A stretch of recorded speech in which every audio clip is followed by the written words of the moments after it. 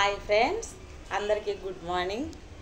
మీరు బ్రేక్ఫాస్ట్ చేస్తారా ఫ్రెండ్స్? మీరు టిఫిన్ చేస్తారా ఫ్రెండ్స్?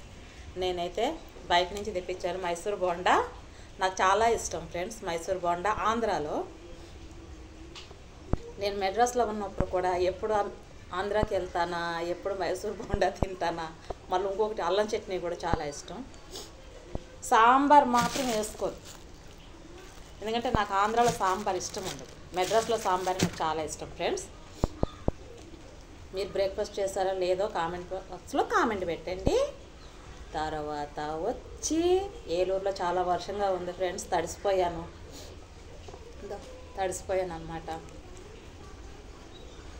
నాకు ఎన్ని కష్టాలున్నా లోపలికి దేవుడికి తప్ప జనాలకు చెప్తే ప్రయోజనం లేదు ఫ్రెండ్స్.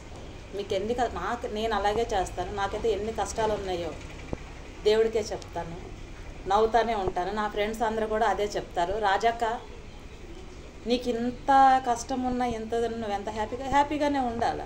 మనుషులకు చెప్పుకుంటే మనకేమీ తగ్గించరు, దేవుడికి చెప్పుకోవాలి.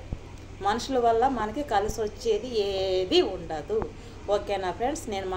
నేను చెప్పిన మాటలు మీకు ఇష్టమైతే కనుక కామెంట్ బాక్స్లో కామెంట్ పెట్టండి. ఎందుకు నేను కొంచెం అట్ట మాట్లాడతానంటే నాకు మధ్య మధ్యలో తమిళ్ వచ్చేస్తూ ఉంటుంది.